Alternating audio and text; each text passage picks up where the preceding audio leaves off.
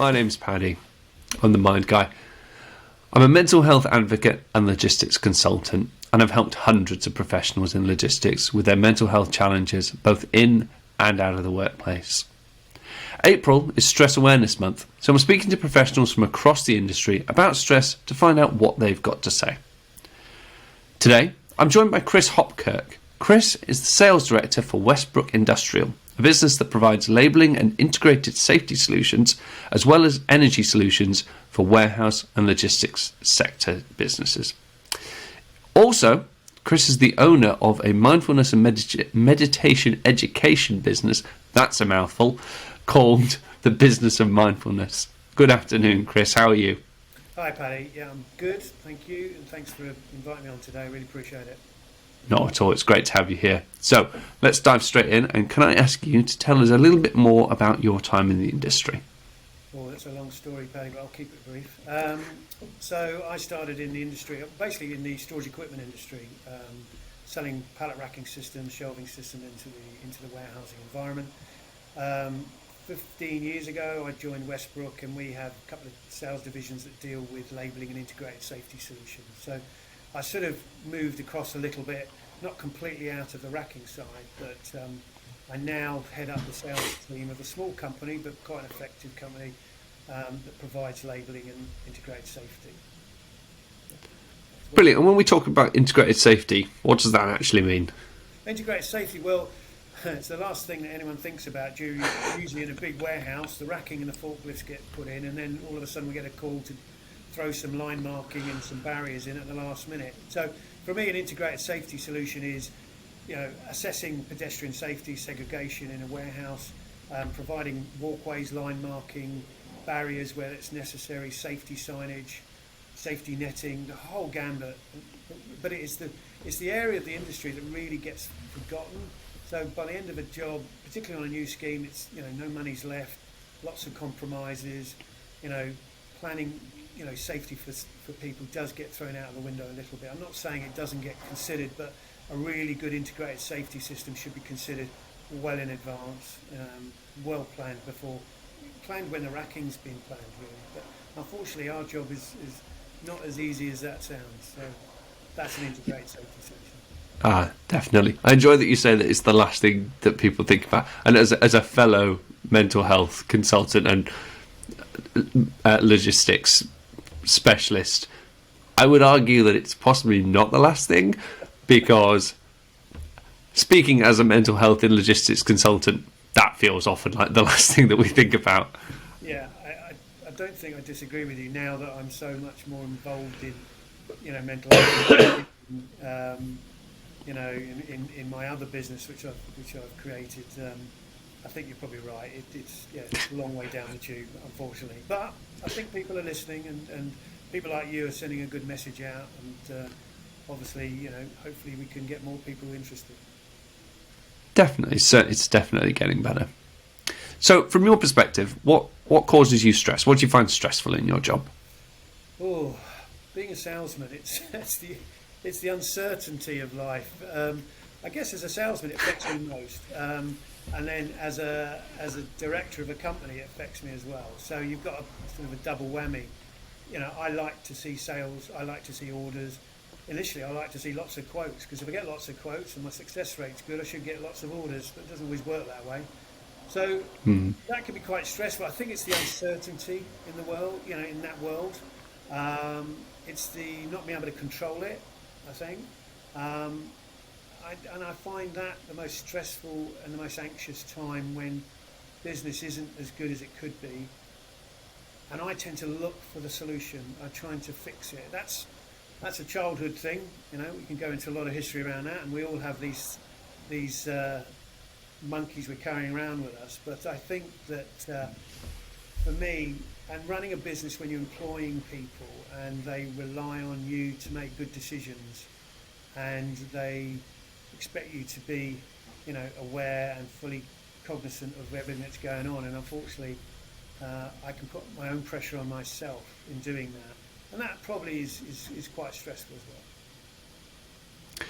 Yeah, there's certainly quite a significant level of responsibility when you reach a certain when you reach any level. You know, you've got a responsibility for the people around you, you've got a responsibility for your family, whatever. But when you get to that level of responsibility of being responsible for people's employment, Yeah. I imagine that's quite a heavy burden to carry. Yeah, you are. You are literally the person. I have a co-director, so I can share that responsibility. Unfortunately, I'm the sort of person who tends to take total responsibility for the whole thing. The whole world will collapse unless Chris Hopkirk comes in and saves it. Which, interesting enough, I know we'll talk about mindfulness and meditation, but that's the thing that's probably helped me most in the last 5 years to work with stress and anxiety and bring it down a couple of notches and to create better behaviour. You know, because as a director, if I'm charging around the sales office, screaming for orders and quotes, I'm not particularly in a good place, and it doesn't send a particularly good message.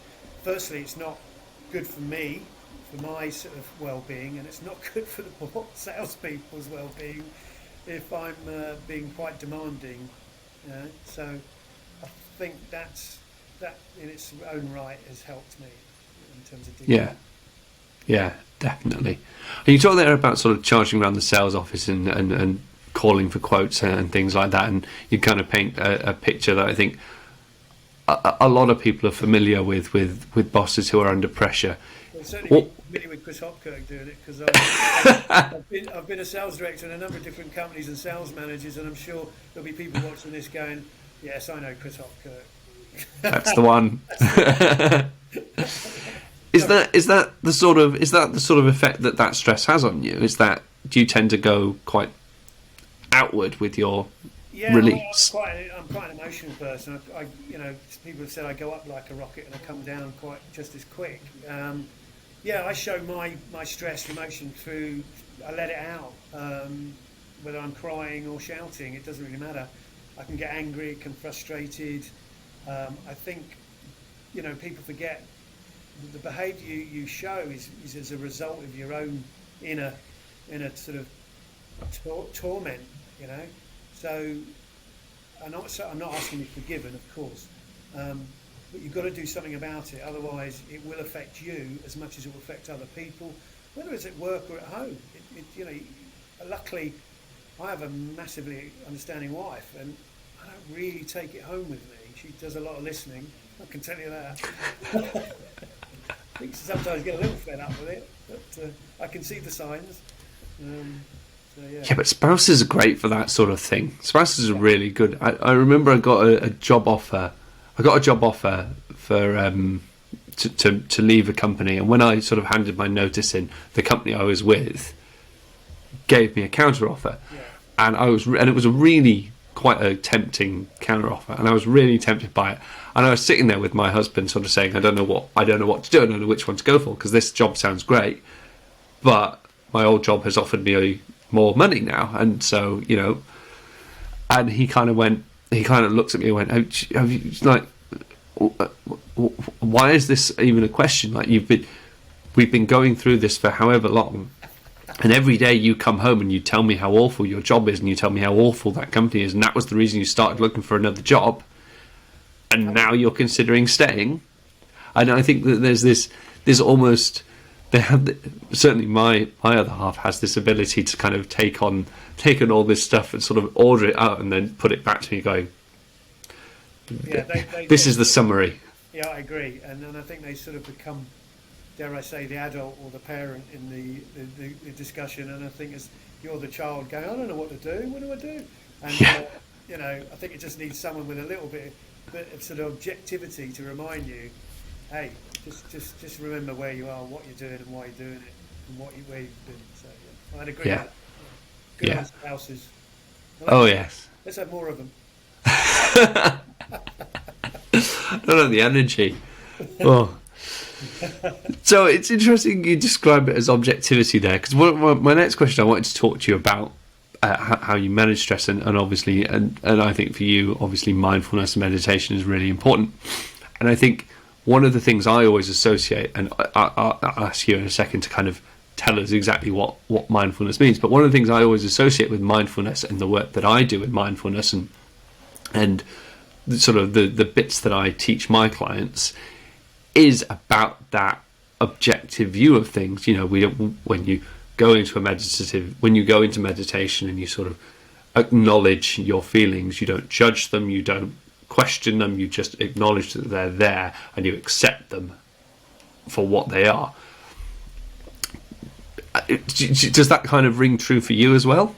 Yeah, it's really interesting because mindfulness in itself, basically, just to give you an idea for people listening to this, is, you know, basically it's a way and a technique, and it's based on Buddhism, but secular mindfulness is based on a sort of course set up by a chap, John Kabat-Zinn, about 35 years ago. God, he's still alive, but it was called mindfulness.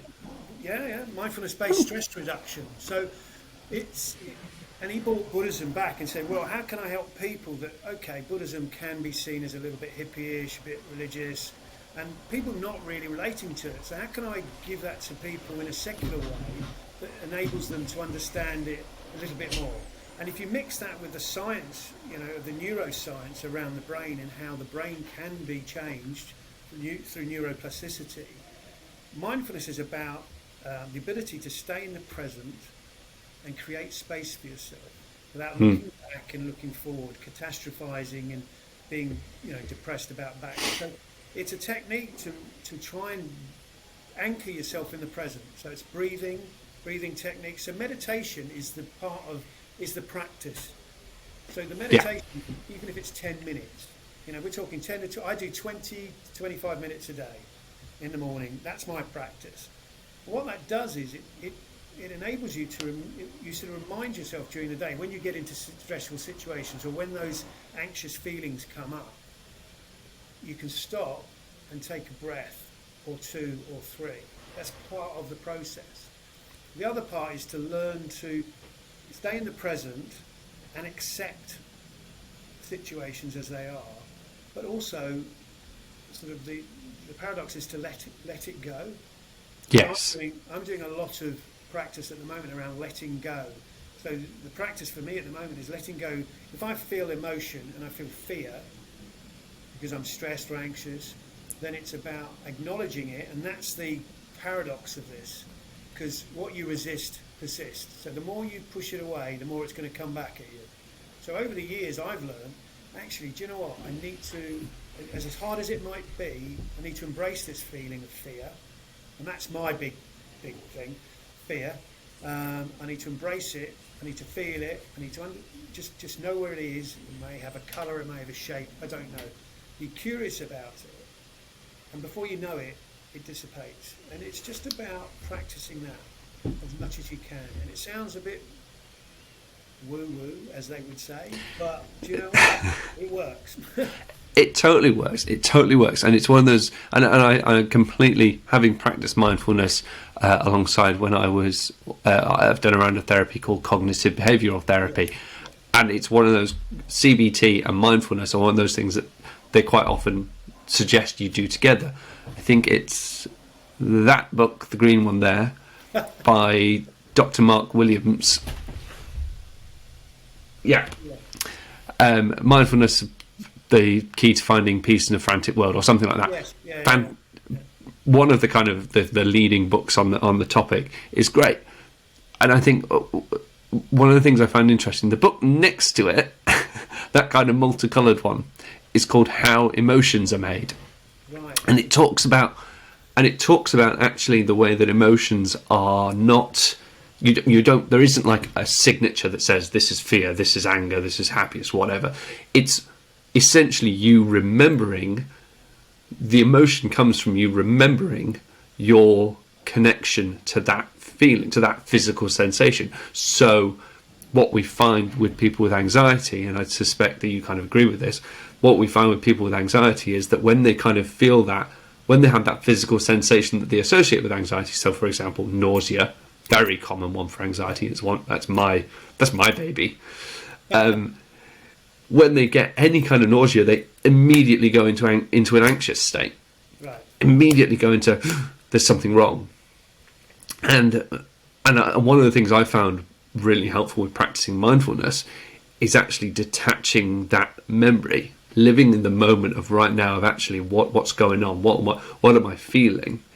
And when you start to break it down to go, actually the reason I feel anxious is because the reason I feel nausea is because of the tensioning of my muscles and the releasing of this and whatever, and understanding the biophysical stuff that's going on.